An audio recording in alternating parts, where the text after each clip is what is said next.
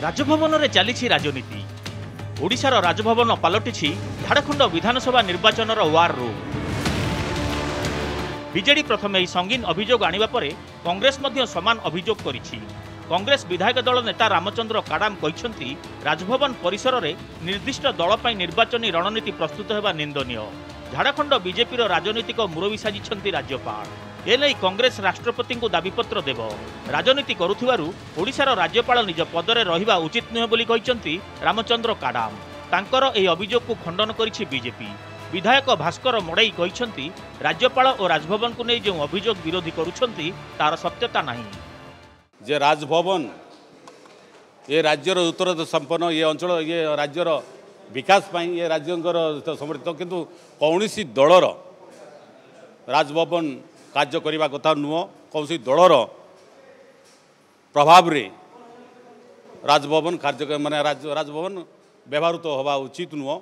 जदि जे करुए आम दल आपको विरोध करुच्ची आगामी दिन ये सत्यता हम आम निश्चित भाव कांग्रेस आर ठीक जवाब दिया। कौन दल से समर्पित होती से राज्यपाल ए राज्य रहा उचित नुहे। देखु से इलेक्शन मैटरटा अलग अच्छी से आज झारखंड कथा हो कि विभिन्न राज्य कथा हो सेटा विभिन्न राज्य सहित दलर संपर्क थाए किए कौटिकी जीव कौन कर दल आधार विचार हुए से आमर किसी कहबार ना राजभवन ये साधारण लोकंकर राजभवन।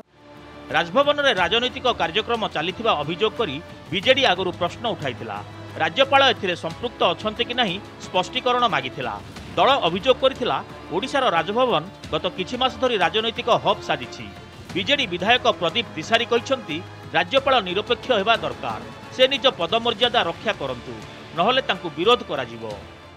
जेहेतु राज्यपाल समस्त निरपेक्ष होगा कथा दलमत निर्विशेष राज्यपाल माने डायरेक्ट राजनीति को आसवाटा यहाँ गोटे दुर्भाग्य विषय।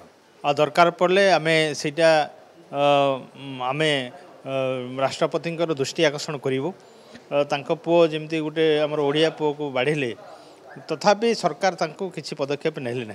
एतुरु जना पड़ुची राज्यपाल निजे माने ए पार्टी सहित संपृक्त होकरी से सब प्रकार कार्यक्रम करुचंती। किछि दिन तले राजभवन आसी राज्यपाल रघुवर दास को भेटिथिले आसाम मुख्यमंत्री हिमंत विश्व शर्मा। एहापरे मोहन माझी प्रचार करने को झारखंड जाइथिले। एही दुई घटना रे किछि सीधासळख संपर्क अछि कि बोली प्रश्न उठाइथिले विरोधी। सेहीपरि बीजेपी पूर्वतन राष्ट्रीय अध्यक्ष वेंकैया नायडू भी किछि दिन तले राजभवन रे रहिथिले। एमिति भी चर्चा हेउछि जे राज्यपाल रघुवर दास झारखंडर मुख्यमंत्री रेस रे अछंती। ए सबकु नै तेजुछि राजनीति। भुवनेश्वर कैमरा पर्सन सरस चिन्मय महापात्र रिपोर्ट नंदीघोष टीवी।